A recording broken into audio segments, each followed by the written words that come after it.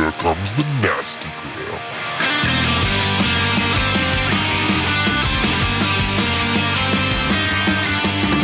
Send a priest to save my soul, forget it. Welcome back to the Nastygram RPG podcast. This is the Ithaca project.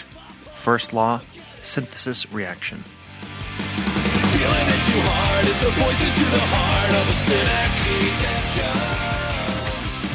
It is May of 1940.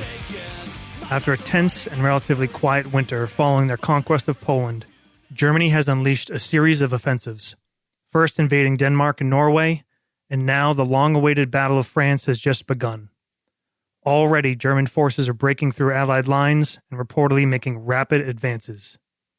In the United States, it is over 18 long months before the attack on Pearl Harbor would finally draw a very reluctant and isolationist nation into a world at war. Until then, America looks warily outward, and at home, fears of spies and sabotage increase by the day. The president and key leaders work behind the scenes to support the Allied cause, to start to build up the American military, and to look towards science with both hope and fear. Hello, Nastygram listeners. I'm Josh, and I will be taking the role of the handler. What's good, Nastygram fam? Matt back again. I'm going to be playing Sergeant Gilbert Herbert Buckholtz of the Ithaca PD. Hey, this is Devin, and I'll be playing Audrey Ann Pearson, counselor to the director of the FBI. And this is Jake. I will be playing FBI agent Alan Slater. All right, guys, so this is a foray into a new game system that if you've listened to some of the roundtable discussions you've heard us talk about called Delta Green. It is an awesome rule system. We won't be using the actual game setting that Delta Green uses, more just the rule set. And they're pretty simple. You'll pick it up as we go, but most of the rolls are going to be percentile dice, basically a D100, where the character is going to try to roll at or below. You can hear a lot more about the rule system and, more importantly, all the cool character creation stuff with our Session 0, and that is up live now. You can go to nastygramrpg.com/episodes or just nastygramrpg.com, click on episodes. You'll see it there, and also posted on our Facebook group, the Nastygram RPG Lounge. So, that rigmarole out of the way, let's fucking get to it. It is early Sunday morning, May 26, 1940. Matt, Buck, is that what you usually go by, your shorthand? Yeah, that's what probably most of the people in Ithaca would call me. Okay. You got a call at your house very early on a Sunday morning, and it was from the chief, and he asked you to come in ASAP. You rush to the police station. You have your own police car to take home. Ithaca PD is a pretty small police force of about 24. The city of Ithaca is about 20,000 residents in western New York.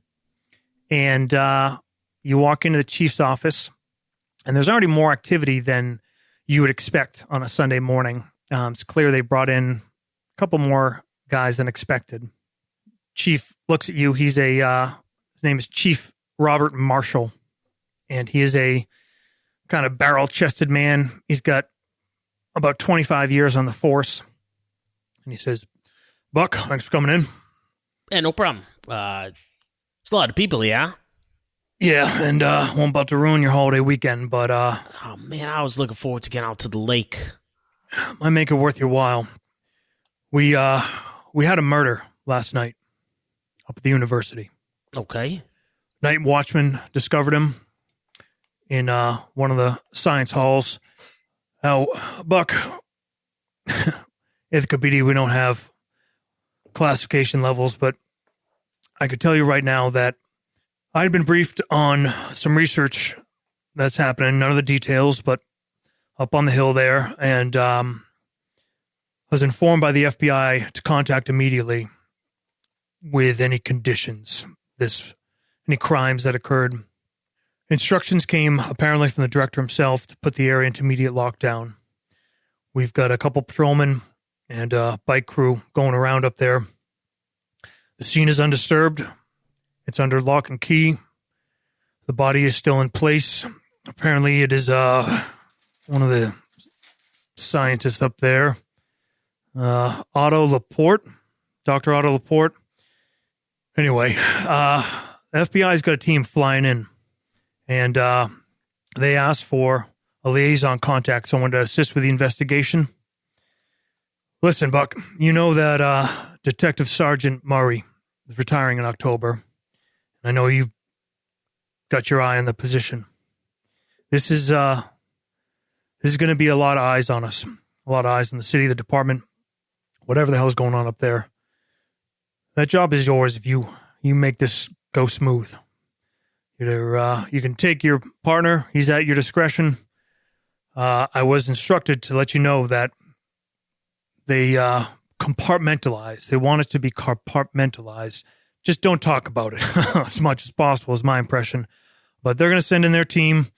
You know, they don't know the lay of the land around here, so that's your job. And also, you know, what you've done in Boston, I mean, between you and I, you've got more real crime experience than anybody in this department. Plus your medical background. I think you're the right man for the job. What do you think, Buck? Chief, you know, I'm flattered. It's a great opportunity. You know, I moved up here to, kind of get away from a lot of that limelight. You're asking me to give up my vacation, babysit some feds. That's what you want. You want the detective sergeant job, don't you? Trust me, I hear everybody grumbling about it, that you're the odds-on favorite. I do. You want to be able to get yourself set up for a cushy retirement someday, maybe sit in this chair? Hey, Chief, listen, that's your chair. I'm not gunning for that. Maybe 20, 30 years down the line, but I got this for you, sir. Look, this is a quiet town. Your job is to keep it that way. Get the feds in, help them with whatever they need, get them on out, and go back to doing what we do here, all right? So, as long as we get the right person. That's up to you. Make sure they do. All right, Chief. Good luck. He stands up and shakes your hand. Did you call Sheffield down to the station, or is he still home? He's on his way. Screen fades to black. Title card at the bottom reads Boston University, 1931. A young Gilbert Herbert Buckholtz is dressed in a nice suit and stands nervously sweating outside of a office door. The secretary looks up and says, Mr. Buckholtz, you can see the dean now. Thank you. You open the door and step inside to a large, very well-appointed office. A lot of Ron Burgundy vibes here. There's a lot of mahogany, a lot of rich leather. Books and tombs line the walls, certifications, certificates, and plaques. And a older man in his early 60s sits behind a desk and turns to you. Dean Arthur Winfield looks up, arches an eyebrow, and says, Mr. Buckholtz, thank you for coming, of course. Please come in and sit down. Thanks, sir. Shuffle over. He picks up a sheet of paper on his table. Mr. Buckholtz, this is not the first time you've come into this office, but I will let you know that unless things change, it will be the last. No, sir. I'm trying the best I can. Do you intend to fully apply yourself to this program?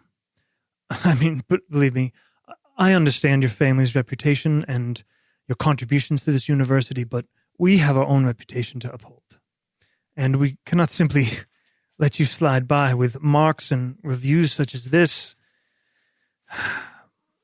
You are faring well in areas, but overall, forget about med school. You'd be barely passing soft sciences at this point. Mr. Buckholtz, do you want to be here? Do you want to be here and not your father? Honestly, sir, no. Well, my suggestion, son, is that you stop wasting his darn money in that case and find yourself something more appropriate. Yes, sir. Screen wipes to black. We come up to a pre-dawn view of a street in a suburban neighborhood, looking at a small but well taken care of home. There's a black car, engine running, lights on, and a man is knocking at a door. The door opens, and out steps Audrey Pearson, counselor for the FBI. Hello? It is Agent Doug Benning, someone you have long been acquainted with. Actually, your very first FBI interaction was with Agent Benning. You had received a call a couple hours ago in the early morning hours of a Sunday and awoken and told to pack for assignment and be prepared to be picked up by 6 a.m. Oh, Agent Benning. Hi. Audrey? I'm ready to go. Give you a hand with the bags. Thank you. She walks out of the door. She has a bag, a suitcase, and then there's another large case on wheels that she drops off the threshold and hands the handle to Agent Benning. He kind of smiles and he says, the director's in the back. She's nervous. Walk down the hallway. The pre-dawn light is just coming up. You hear a couple dogs barking. Agent Benning walks over, pops the trunk, loads a couple things. You look at the black, brand new Lincoln Continental, and Agent Benning opens the back door and gives you kind of a reassuring smile. She is dressed in her Italian heather gray suit. She straightens the jacket and steps in the car. You step in the car and sit down, and seated across from you, the other window, is Director J. Edgar Hoover, Director of the Federal Bureau of Investigation. What do you think most people in the FBI call you? Do they call you Audrey, Annie? What do you think the director calls you? The director calls me Counselor Pearson or Counselor. Her professional life is very professional. Okay. She establishes strict boundaries with all the agents she works with. And I think the director knows that. And so he abides by those as well. All right. Hoover turns to you and he says, Counselor Pearson. Director? Doug, let's get a move on. The car zips off and starts moving towards downtown Washington. Well, this isn't exactly how I had it planned, but you knew you were up for an assignment. I'd give you a little bit of a heads up. Things have moved up. How rapidly, sir? Quite rapidly. Haven't even had time. You probably knew you're heading to New York, but that's about it. You're going to Ithaca. A little hole in the wall for whoever was one, but an important one. You are acquainted with Cornell University? I am, sir. Well, I'm sure what you may not be acquainted with is some of the research that's happening there. We have a project. You get the full brief from the SAC when you get in, and you're being sent up with a partner. I believe you are familiar with him, Agent Slater? Oh, yes, I'm familiar with him. Yes. Listen, Counselor, this could be quite important. There's a number of researchers there. It's a program, well, we call it Project North Star. It's not directly affiliated under the War Department yet. It's, well, there's one man, and you'll get the details that's read in, but there's some important research happening there, some stuff that could be pretty important to national security. And we've gotten some troubling information, and now a murder. I want your eyes directly on this, and I want you to be conscious of the eyes that are on you. We have a number of foreign-born scientists, and a lot of these came from overseas, and they might have much to offer, but they also carry great risk. You know that I have my concerns with some of these people that have been brought in and some of the influences they may have. Correct, Counselor? Correct, sir. She's writing on a notepad furiously. Listen, you got all the details from SAC, But I want you to know, you are my man on this. I want to be kept in the loop. And I want you to be very conscious of the perception of what's happening up there and who else might be watching. I want your eyes on everyone in that city. Even the agents, sir? Everyone. Agent Slater is very highly recommended. He's done a tremendous job in his short time in the field, has a quite distinguished and, well-rounded background. I think between the two of you and you will be working with some locals there that apparently are well-regarded in those points. Again, this supersedes everything else that we've been talking about, working on. Put that aside. Take it out of your mind. Take it off your plate. This is where your head is. I understand, sir. You know what's happening in the world right now. I do, sir. Things will come home here to roost. This country's not going to war, but war can come to us in its own ways. Take the expressway, Doug. We're in a hurry. Screen fades to black. Title card at the bottom. East Chicago, 1933. We see a young 24-year-old Audrey Pearson walking into First National Bank. She walks across the lobby and stands in a sharp little business suit and can see that she's hardly able to contain her excitement. The teller in front of her is dealing with a customer. Another teller looks up and then kind of smiles and waves at you. And you wait. The customer departs and you look across at your mother. And she smiles brightly and excitedly as you walk up. You're here to give her some good news. Your radio production for WMAQ has just been picked up by NBC.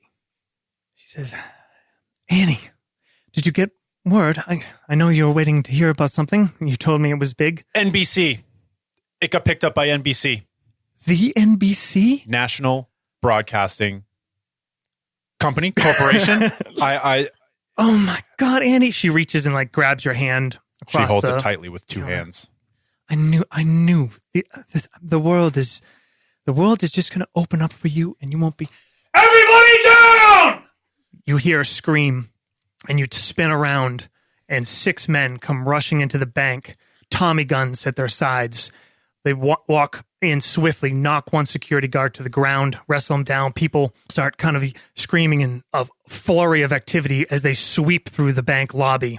They quickly grab one person at a time, throwing them onto their knees.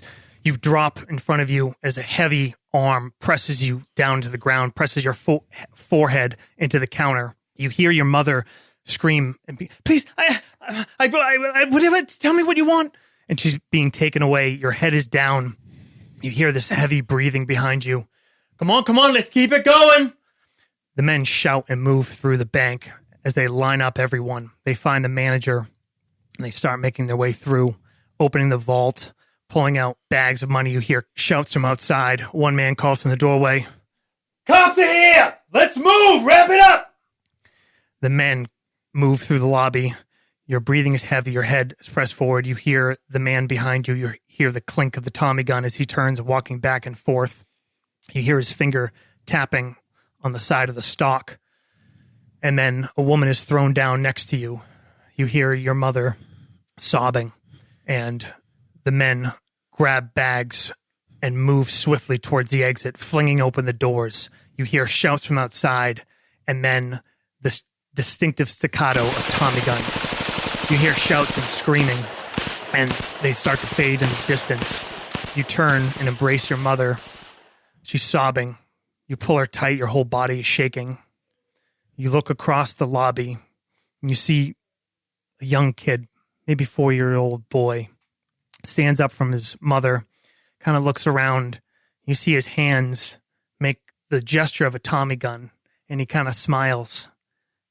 Audrey is horrified. Fade to black. Phone rings in a darkened house.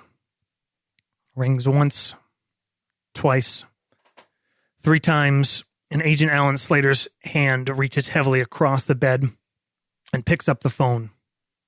Slater, It's Bradley. That assignment's been moved up. Need your shit packed at the office. 2 hours. where am I going? Hope you like Western New York in the spring. Back for assignment, I'd say minimum 72 hours, but could definitely go longer. All right. Listen, I don't know many more details than that. All I know is you're getting pulled from the team. You're going to be briefed by the SAC directly. And whatever this is, it's on the director's personal purview. So I guess good job and good luck. I'll make sure to polish my shoes. Yeah. Well, don't shine too bright. We could use you back when you're done with this. All right, see you in 2 hours. Screen fades to black. Title card at the bottom. France, Chateau Thierry, 1918. It is evening. A darkened Liberty truck slowly moves through the moonlight with a couple soldiers, doughboys, walking alongside. Finally comes to a stop alongside half a dozen others. Army Captain Alan Slater hops out of the passenger seat, passes some commands to the sergeant to begin unloading. You've just finished your second round-trip run of the night. It's probably a few hours before dawn. You've been spending the last 2 nights making darkened runs, preparing the 2nd Division for an offensive north against German lines.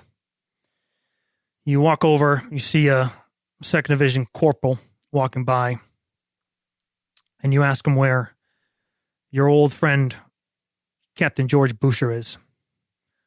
Dougo right over there, sir. Kind of pat him on the shoulder and start walking towards the hole. You walk forward and step down to the dugout. There's a sentry walking by. He nods to you and salutes. And you come down the bottom. You see a couple men sleeping at one end of it and the other end under low lamp light with a map and some sheets in front of him is George Boucher. You've served with him in the past, and he's probably your closest friend in this part of the world. What's the word, George? You planning a vacation? Yeah, I got a cozy little spot picked out about, according to this, 17 clicks north. Yeah, I hear it's pretty there this time of year. You got everything on this run? Last one, right? For now. Well, I hope you get some sleep. It'll be hard to come by. Yeah. Well, there'll be more of them. Ain't quite like chasing Pancho Villa around those Mexican deserts, is it? Hey, did you get that, did you get a letter yet from Betty? I know she's due soon. You get any word? Nope, not yet. Haven't heard. But sure, all is well. Any day now, right? Any day now. Look at you. Fatherhood will suit you well, I think. Slow you down a little bit. Be a hell of a thing. Hope, think about my little boy, and I don't know. I don't know if I'll ever want to tell him about some of this. Let's hope they never need to know, right? Well, cheers to that. He reaches into his breast pocket, takes out a small flask. Says, "Hey, victor of the Germans." Takes a sip, passes it over to you. Take a swig. Screen fades to black. His name is George Boucher. George W. Boucher. George Bush. Yeah. GWB. It's just too close to George Bush. I didn't even think of that. All right. Back to May 26th, 1940. All right, Matt, it's Sunday early afternoon. You and your partner, Alex Sheffield, are in an Ithaca PD car at the very small Ithaca Tompkins Airport. And you are awaiting arrival of a chartered DC-3 coming right from Washington, D.C. Alex is fiddling with the radio. And he goes, "So that's it? That's all they told you?" Yeah, you know the chief. He doesn't really spread the information around too thick. This one's a little hush-hush from what I hear. Well, I mean, And they're calling the feds in for Christ's sakes. Yeah, Fed seems like a bit much. I mean, I know it's the first murder in, 8 years, but FBI? Come on. Yeah, they're on the college with everything else that's going on in the world. Oh, I think I got it. Yep. Here, standing on the Franco-Belgian frontier, we're watching long columns of British troops and transports and supplies and guns coming through from France into Belgium. BBC, you hear this? Yeah. Just on this frontier, there's a little village which is presumably half French and half Belgian, since it stretches on both sides. And almost the entire village is turned out and seems to be standing in the street all day long, watching these transports coming up. The welcome given by the Belgian people is really tremendous. Vive la France! But the enthusiasm of the people in this part of Belgium makes a sharp contrast with the sufferings of the refugees from such places as Liège. We saw several lorry loads of these unhappy people, and at one point on another road, we met... Alex shuts the radio off. That's crazy over there. Can you believe they're doing this shit again? No, I thought, when my father talks about it, it's supposed to be the end then. Your dad was over there last time around? Whole family, yeah, man. Yeah, my pops was too, but he never got, he never even got shipped out. He was waiting to go over in November when they called the armistice. Lucky. I don't know. Buck, you think, the way some people talk, I don't know. It sounds different this time. I mean... that's their problem. We're here. We gotta worry about ourselves. We can't be going over there and helping everybody all the time. We really got to think about America first. America first. I like that. I like the sound of that. He says, well, as the ranking officer, I trust you'll be taking duties first to deal with the FBI. I'm here at your discretion, Buck. Yeah. So, you need somebody to get coffee? I'm your man. Appreciate that, Alex. Hopefully they're not a couple of hard asses, but we'll see. I only really dealt with the feds once before back in Boston, so... Man, why don't you give me a description. What does Buck look like? So, Buck is American-born, but his family emigrated from Europe probably 30 years ago, somewhere around there. He is very tall. He's got blonde hair, very cut cheekbones. I guess the best way for people to picture him would be Dolph Lundgren in the early 90s. Sploosh. Yeah. Thirst trap. Yeah. And Is he wearing a shirt, Matt? He is, but when you always look at him, he's always got this weird like sheen of moisture on his skin. There's a glisten about him. Nice. At some point, I'm going to expect to hear you say that you will break him. All right. We'll fade out there, and we come back up in Washington, outside FBI headquarters, or Quantico, rather. Were they in Quantico, Virginia? Was that still the headquarters of the FBI? Devin, go. That's a good question, Josh. We'll figure it out. No, Let's talk about FBI it. was Let's in talk about it for 20 D.C. in the 30s. Nice Justice job. Department building, I think. Okay. FBI headquarters, Justice Department. I believe.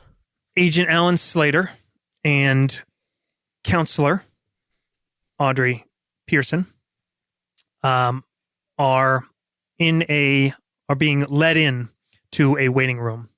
Say Audrey was already there as Alan arrives. You guys want to both give us a little description of your characters? Sure. Audrey Pearson, counselor Audrey Pearson, about 5'7", average build. She has blonde hair, brown eyes, but a face for television.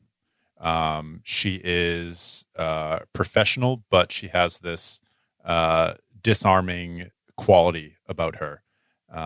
You wouldn't peg her for a federal agent, but she is she wears a gray suit all the time with these sort of 1930s flared out sort of at the foot. She has a nice leather attaché and a overall positive disposition. And she is cast by a young Layla Robbins. Very nice. Jacob, how about Alan? Alan is in his 50s. He has a kind of more slight build. He's not a very big man. He's in relatively good shape for his age, takes care of himself. Clean shaven, short, white hair, kind of combed to the side, as is the style of the times. He would be cast by John Slattery. I think I'm saying that last name right. That's the Iron Man's dad in the MCU. Or if you're cool, it's he's from Mad Men as well. Yeah, right. If you're not an MCU, yeah. He would be dressed in dark suit, dark three-piece suit, trench coat, and fedora, and he's carrying a duffel bag. Classic. And you said he's about 50. How about how old is Audrey? Audrey is in her early 30s at this point. Right. And Buck? Buck is in his 30s, mid-30s. 30s. Okay. All right. One of the secretaries walks you in, Alan, and you sit down. Audrey's there. You've met before. You are, in fact, actually fairly close and, well acquainted with her father. In your time working in Chicago in a past career, you worked closely with him. He was Chicago PD. What is his name? His name is Arthur Edward Pearson. They call him Art. All right. I just kind of I take a seat and I just give Audrey a nod. Al, how are you? I'm good. The secretary kind of walks back in and says, the SAC will see you now. And she opens the door and gestures kind of behind her. You walk in to a conference room, and special agent in charge of the Northeast, Robert Butler, is there. He's actually his reputation, Jake. He was a bit of a war hero in World War I, and still has that distinctive military bearing. But he got into the FBI pretty early on after that, in the early 20s, and has been with the Bureau for close to 20 years now. He's got still the same kind of cropped military haircut, hands behind the back, stiff posture. He turns and says, agents? Counselor Audrey Pearson. He kind of nods and waves his hand. Well, that is what it is, counselor, but listen, where you're going, you're both going as the FBI, and you can feel free to use that moniker. You are going to Ithaca, New York, and you're going to investigate a murder. Moreover, to investigate the happenings around it. I understand the director might have spoken to you before. He waves a hand at you, Audrey. She goes to begin to speak, but his hand wave dismisses that. And you can tell he's probably... There are some people that are a little annoyed that you have the director's ear so closely. However, you carry your reputation strong enough that they can never really fault you for it, but there's a chip on a shoulder with some people. He has a small folder, and he puts it before you. He says, there's not a lot in here, and that's by intent. This is a delicate situation. Something called Project North Star. You open it. You see a list of a few names, kind of very small biographic information, locations, departments, about a half a dozen names. He says, Project North Star is something fairly unofficial.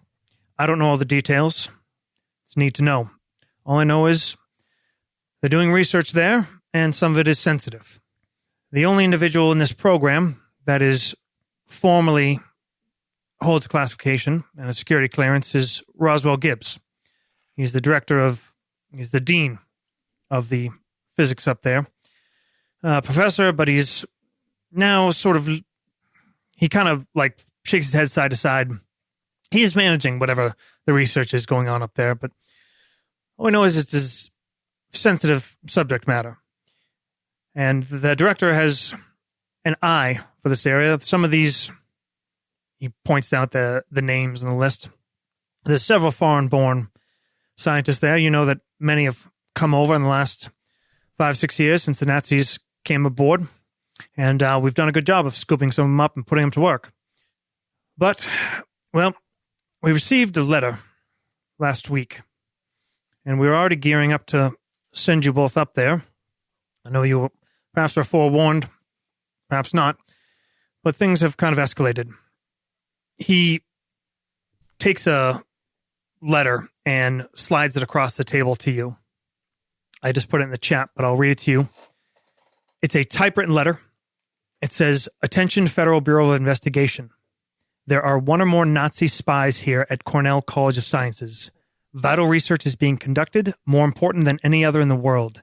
These spies must be stopped. We are too close. We are the light. The darkness is heavy." Make of that what you will. Anonymous. Typewritten. It's about all the information we get off of it.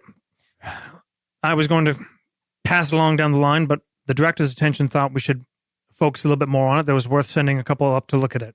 Well, things have moved ahead swiftly. There was contact with the local PD there, and there was a murder. He points to one of the names on the list.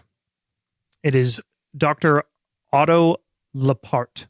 Dr. Laporte, apparently, was identified. This only happened last night. Things are moving quickly. But he was found killed. The area has been secured. Local PD have been instructed to lock it down, leave everything in place, and to await your arrival. You are to take up this investigation, look into this murder, look into any reports of Nazi espionage, and find out what's going on there. Find out about if this project is compromised, and you are to keep this compartmentalized. There is a liaison set up there. Apparently, he kind of professionally withholds himself, but you can see the motion to kind of roll his eyes. One of Ithaca's finest is going to be taking you around, assisting and liaising in the investigation. Listen, you are the Federal Bureau of Investigation, and you're on command here, but to whatever amount is required, respect the local law enforcement. They know the place. They know the people. Don't ruffle any feathers unnecessarily. Understood? Understood, sir. Got it. What questions do you have? We don't have a lot more information here, but... When was Dr. Otto Laporte found dead? Believe sometime between 10 and 11 p.m. by a night watchman. Last night? Yes. Have the local PD made a statement to the media? As far as I know, there's been no statement made. And, well, the director might inform you better, but I think we'll want to keep things as tight as possible. We do not want any eyes on this. If it ends up being discovered, we need to minimize the backlash, minimize the blowback on this, and not tip our hand that we are. Keep your presence discreet. Use your credentials as needed. Don't go barging around flashing your badge willy-nilly. Are we funding North Star, or is this just something we're interested in? That's beyond the level I need to know. And always, Roswell Gibbs has higher security clearance than I do. And kind of raise an eyebrow to that. And I'm assuming they're getting money from somewhere. It's probably from our taxes. He kind of gives a tight smile. Butler turns to you and continues. One other thing. We've got another asset coming into place. He's going to be traveling in, so I don't anticipate him getting there until the following day, but it'll either be by train or plane. We're still working on the fastest way to get him there, and we'll liaise through Ithaca PD to let you know where to pick him up. I think he's going to be useful. The man is named Atticus Kane. He's a scientist. He spent a number of years in Europe. He is personally familiar with some of these individuals and can also be helpful in interpreting whatever is necessary to interpret as far as the research that's happening there. Slater writes that name down in his little notepad, and then he says, "Mr. Kane, is he a part of this North Star project?" He is not. He does hold a security classification. He is currently a consultant with the Department of Energy. But I will tell you, he has done work with the Bureau before, and he's done good work. What kind of science does he study? I guess his specialty is physics, but as far as I know, he's pretty much got a handle on the hard sciences, chemistry, engineering, across the board. Do you have any reason to believe that this Atticus Kane, in his time in Europe, has become sympathetic to the Nazi cause? Quite the opposite. He is the reason, from my understanding, that some of these men are here and not over there working for them. Audrey writes, "Do you know the name of our contact in Ithaca?" I don't. It's one local PD, but he should be at the airport for you. There's a DC-3 waiting at Washington Hoover. It'll be wheels up as soon as you get there. Shall we? Audrey nods. And we fade out from there. We can cut right to the airport unless you guys want to do any role playing on the plane or whatever. We can cut to the airport. I mean, unless you... I think Audrey, this whole time, is nervous, but sort of quiet, focusing. She's reading things. She's writing a lot. She's preparing herself, I think, mentally. This is a big case. You can tell this is normally very professional and very calm. The accelerated, actually. So you see Alan's sitting there. He's got his hat over his head, taking a nap. Hey, Al. This is pretty serious, yeah? Seems it. Well, it wasn't going to be another couple of weeks before we headed out there. They came to my door this morning. Well, I suppose they want us to get there. Well, Dr. Laporte is before Dr. Laporte starts to smell, right? Do you think they left the body there? Said they left everything as it was. I'm going to step outside. Last I heard, you were going to law school. Yeah. I graduated in 37. Decided to come work for the feds. Well, when I got the letter from the FBI, as soon as I told my dad about it, there was no really option for me. It's good. How is Art? He's fine. He's good. I think he worries about Tom a lot. But Tom's fine. And Dad's just sort of old school. Doors to the small terminal open up. You were having this conversation at the airport.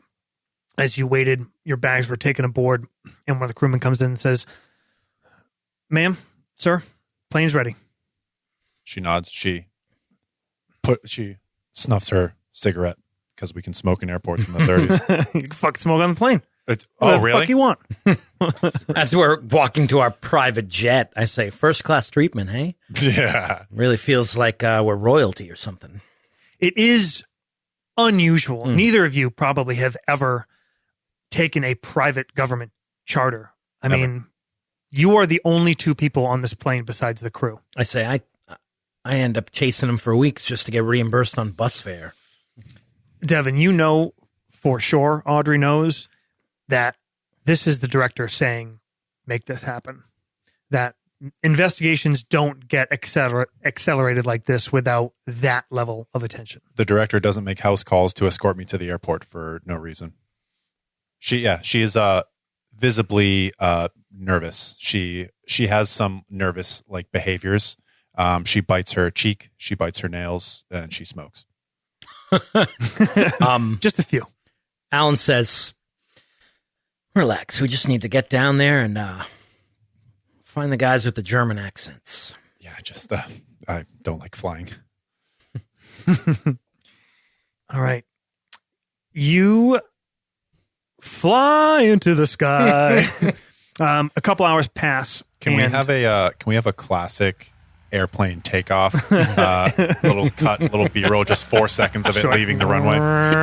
The map with the dotted line. The dotted line, the old Indiana Jones style. Love that.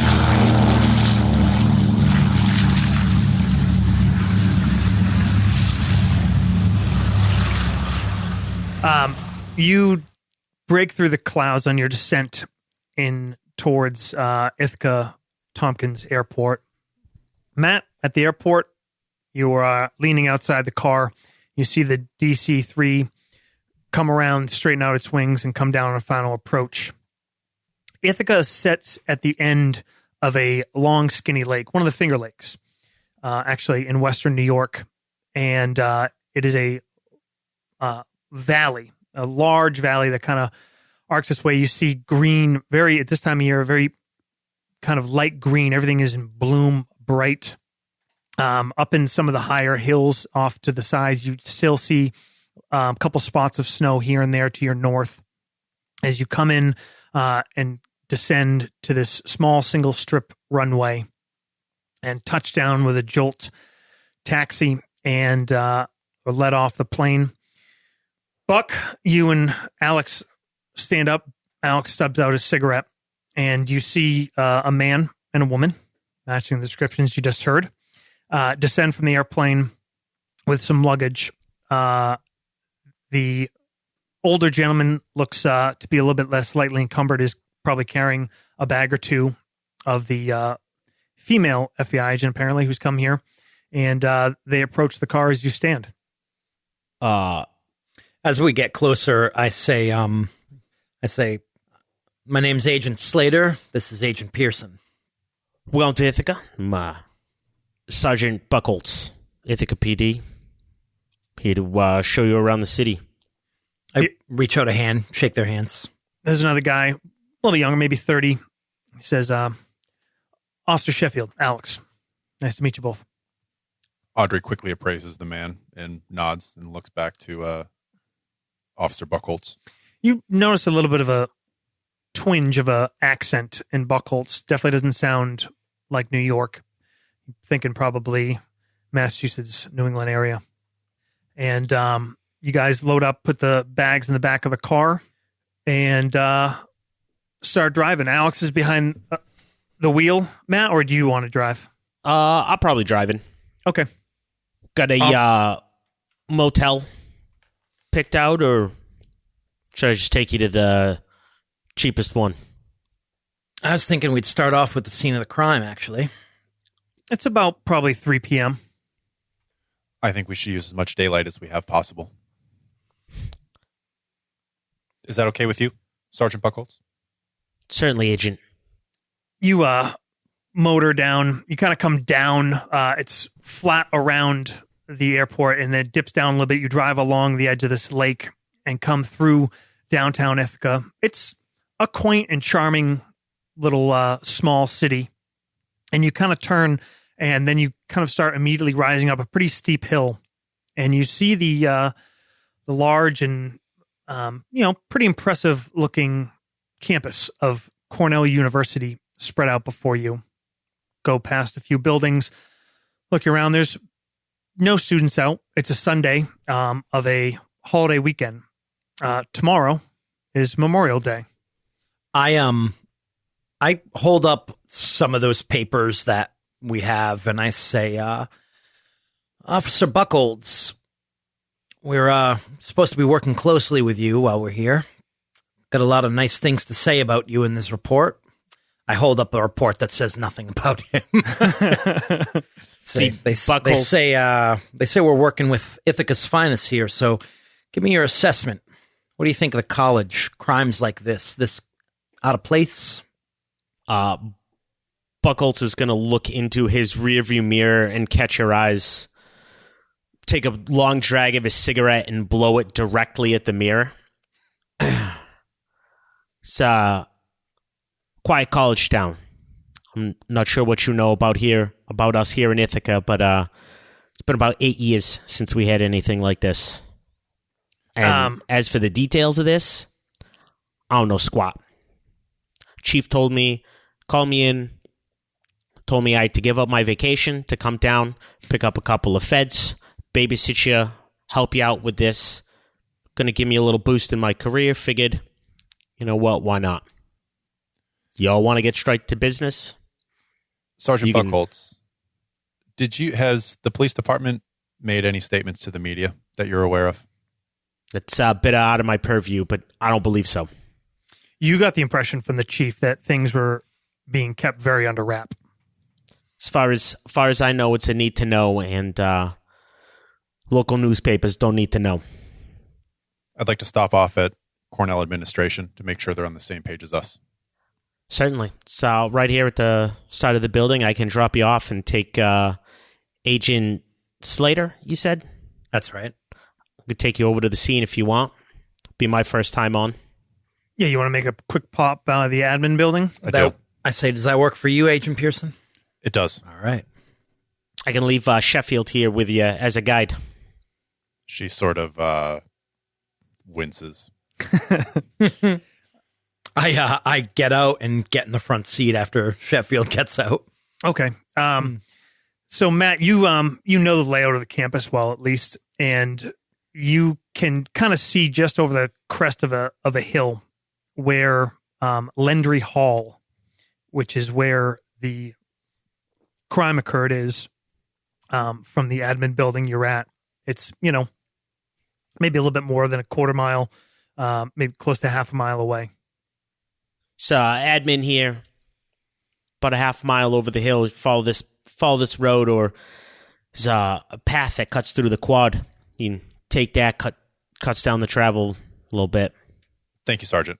Lendry Hall, you said? Yeah. There's signs wherever you need them. This campus is pretty. You can see it's pretty quiet right now. Things are, hush hush for you.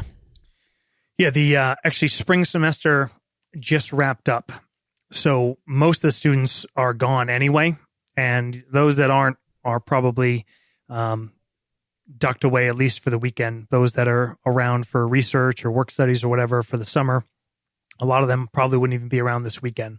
So it's very quiet as you move around. And Audrey, you get dropped off, and Alex steps out with you, and you guys walk up to the admin building, and actually he reaches for the door, and it's locked. And kind of rolls his eyes and looks inside and knocks loudly. And you see inside there's a looks like a security guard kind of type, and he walks forward. See, he's got a hand on a pistol, and then kind of just resting on it.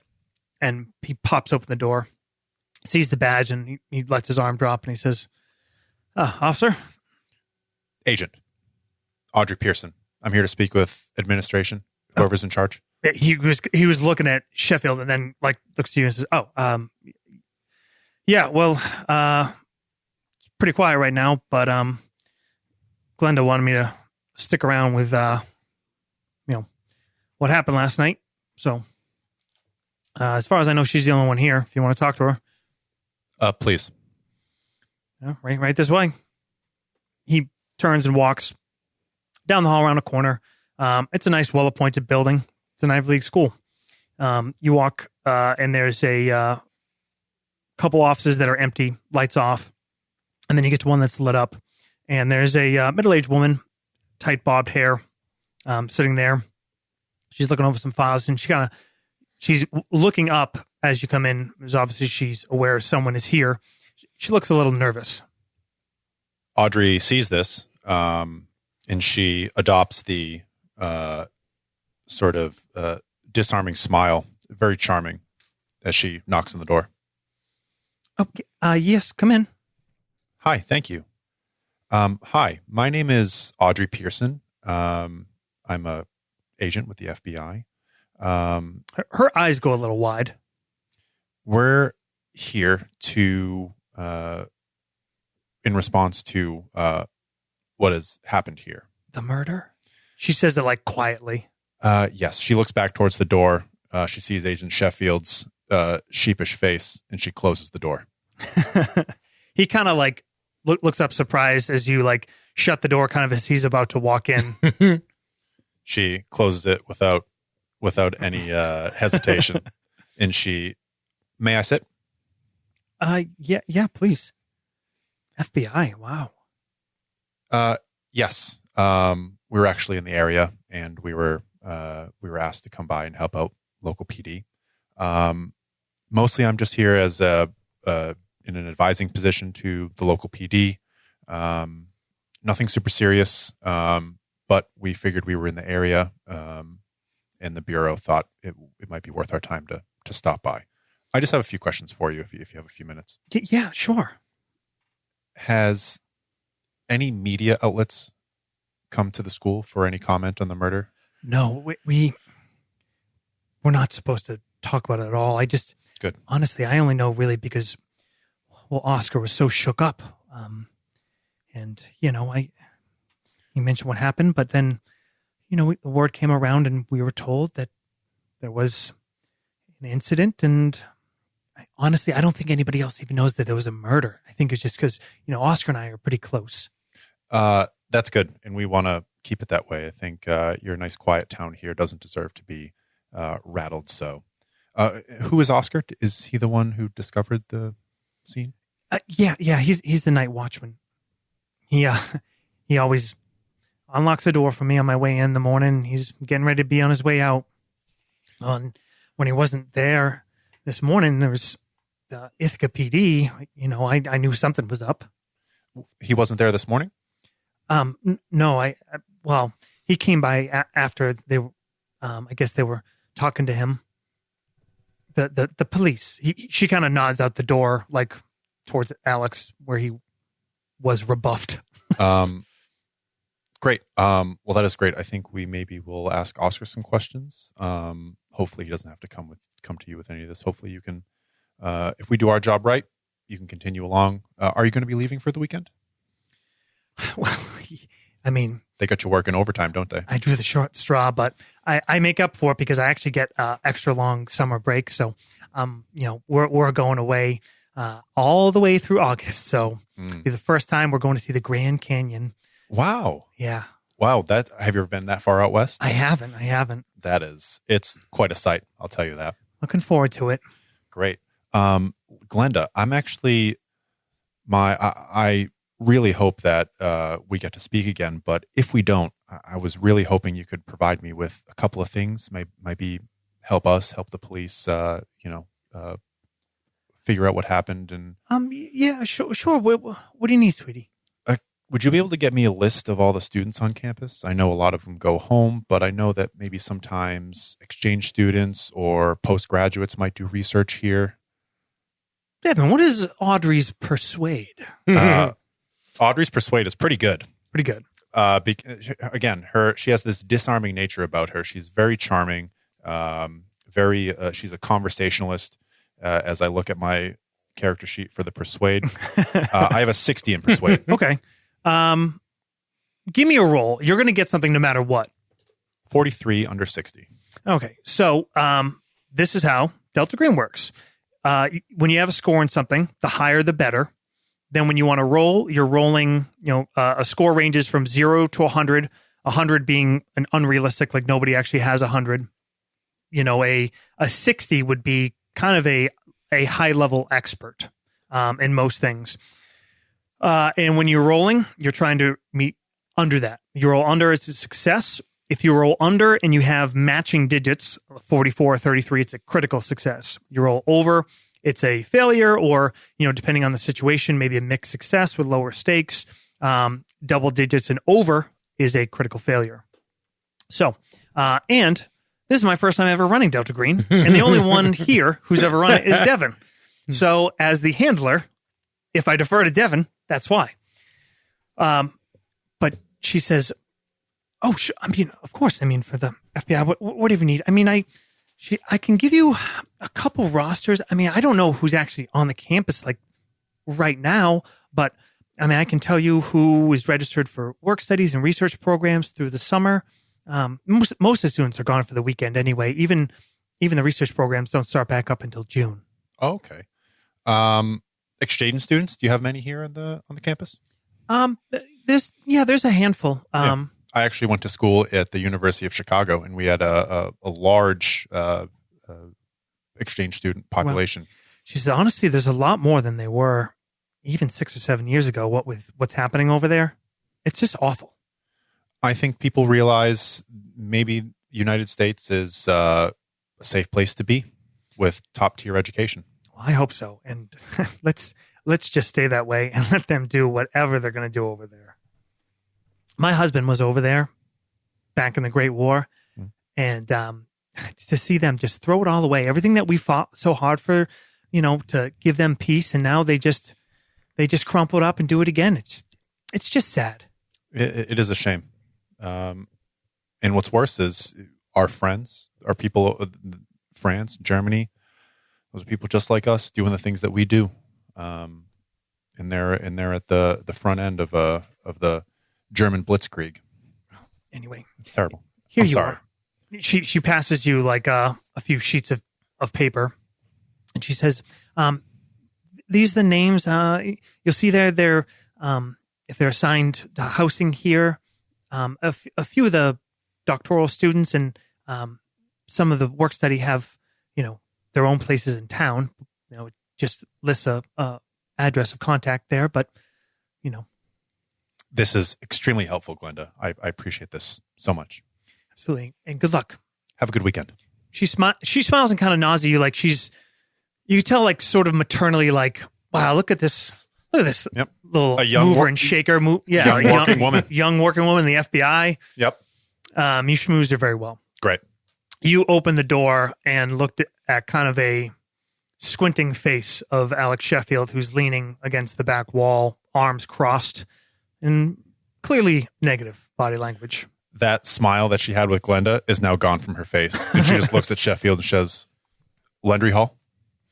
Well, let's cut over to Sure. Lendry Hall.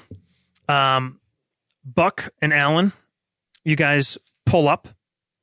It's not one of the larger buildings, but still a good size. It's 3 stories, brick, well built. It's a goddamn rich college, so it looks the part.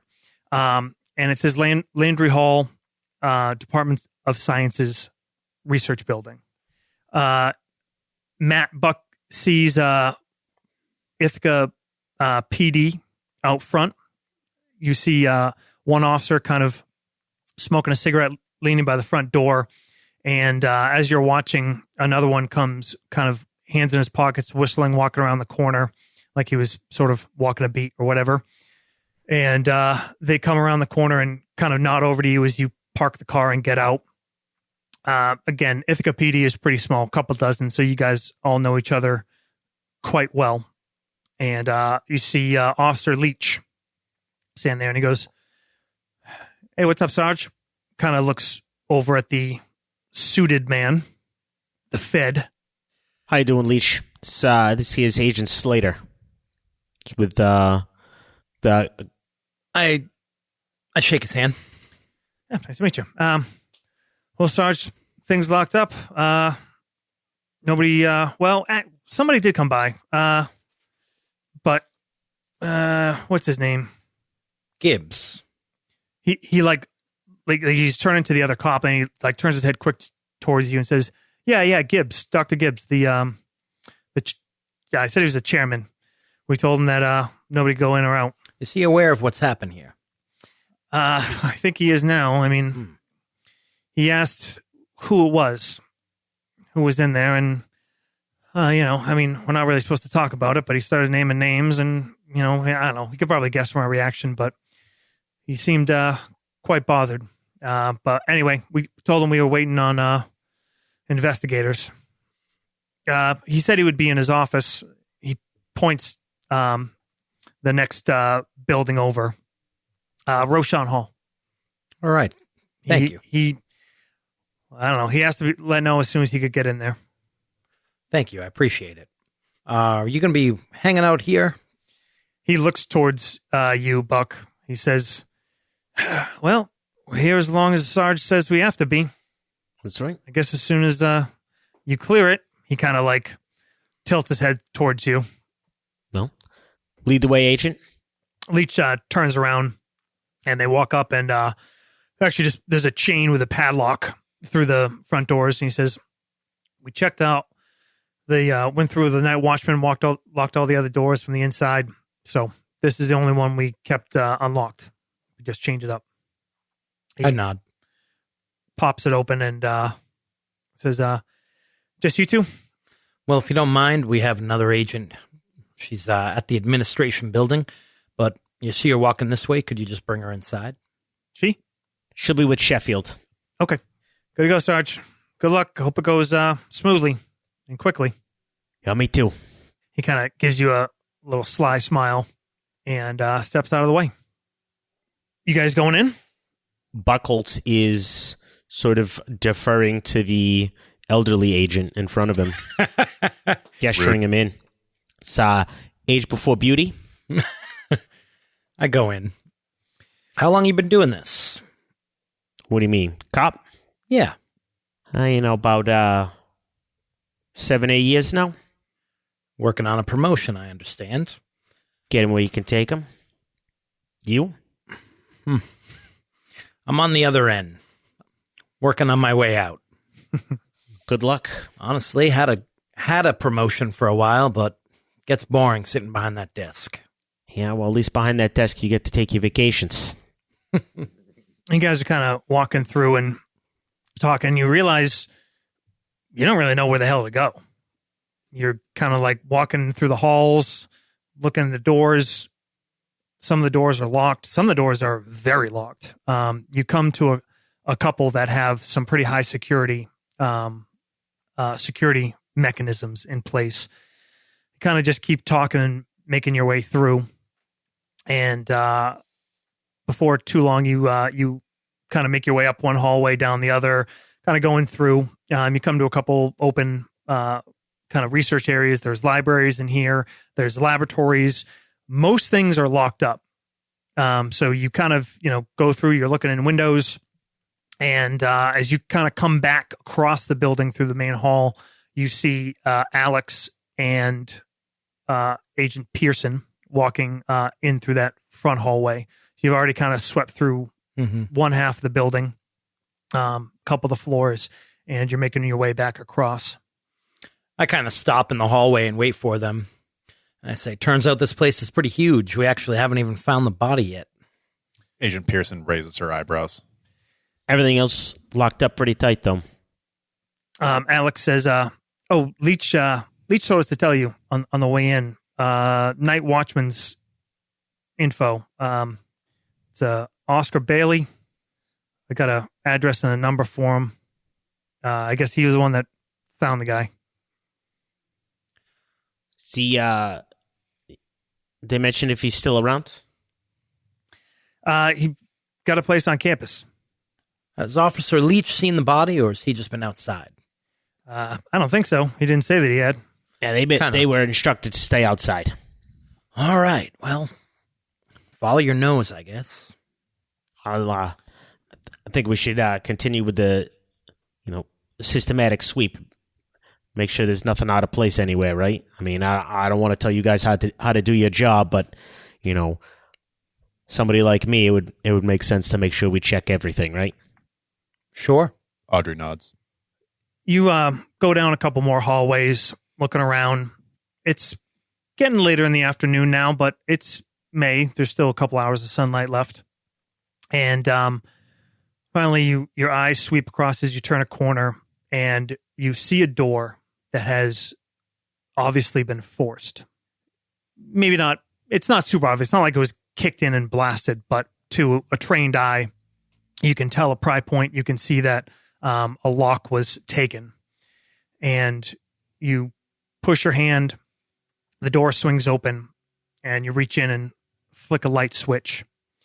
You see a almost half laboratory, half library. The room is about 30 feet by 20 feet. There's a number of workbenches along one side. There's a couple work tables in the center. desks on one side. Around the back, kind of in an L, are bookshelves, kind of curves that's rounded on that back side. It looks like this place has been tossed. You see equipment overturned, files everywhere, files on the ground, on the desks, a couple things overturned. As you walk further in, your eyes sweep to the back of the room and you see a body. Your eyes come down the bookshelf and you see a bunch of books are kind of pulled off, but in the center of the bookshelf, about 6 feet up, you see like 3 smashed shelves that are broken, thick oak shelves, shattered. At the base of that, a little bit to the side, is a body of a man in a white lab coat. The body looks crushed. The head is lolled obscenely down to his armpit. The neck is obviously completely shattered.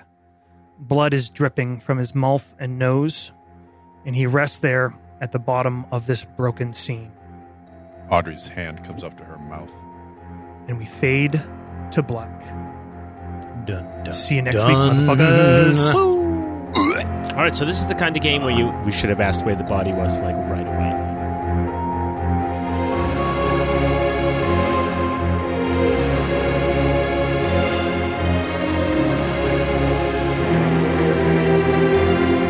Thank you for listening to the Nastygram RPG podcast. This has been the Ithaca Project. Our intro music is Walkin' with Michael Douglas by Wilhelm Scream. Outro music, Dark Ritual by Adrian von Ziegler. All scores by Adrian von Ziegler and Antti Martikainen. If you enjoy the show, please take the time to give us a rating, tell a friend, and find us and interact with us on the webs. We are on Instagram, Twitter, Facebook, email, Reddit, all that shit. And of course, see you next Tuesday.